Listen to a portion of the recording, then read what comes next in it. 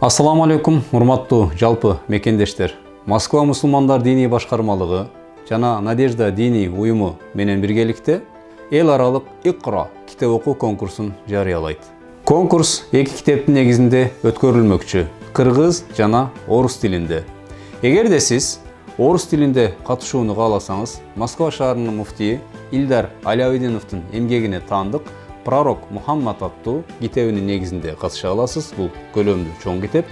Ал эми кыргыз тилинде катышууну кааласаңыз, белгилүү дин аалымы Абдышүкүр Ажы Нарматовдун Өчпөс өмүр аттуу китебинен катышсаңыз болот. Китеп окуу конкурсу эки турдун негизинде өткөрүлөт. 27 февраль онлайн тестирлөө аркылуу, ал эми онлайн тестирлөө аркылуу эң жогорку балл алган жалпы жеңүүчүлөр 6 март күнү офлайн форматында Москва шаарында өткөрүлүүчү конкурска катыша алышат.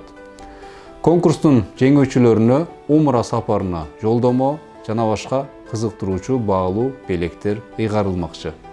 Андыктан, урматтуу жалпы мекендештер, конкурска катышып, байгеге эле ээ болуп калбастан, эң негизгиси пайгамбарыбыз алейхисаламды жакындан таанып билүү мүмкүнчүлүгүнө ээ болосуз. Айтмакчы, китептер дээрлик бекер берилет. Орус тилинде дагы, кыргыз тилинде дагы китептер бекер берилмекчи. Болгону Надежда диний окуу жайына келип, китептерди алып кетсеңиз болот. Толук маалыматты төмөнкү шилтеме аркылуу ала аласыз. Жалпы катышуучуларга жараткан жар болуп, эң алдыңкы орундарды ээлейсиздер деген бийик эзгү тилектебиз. Кудай колдосун.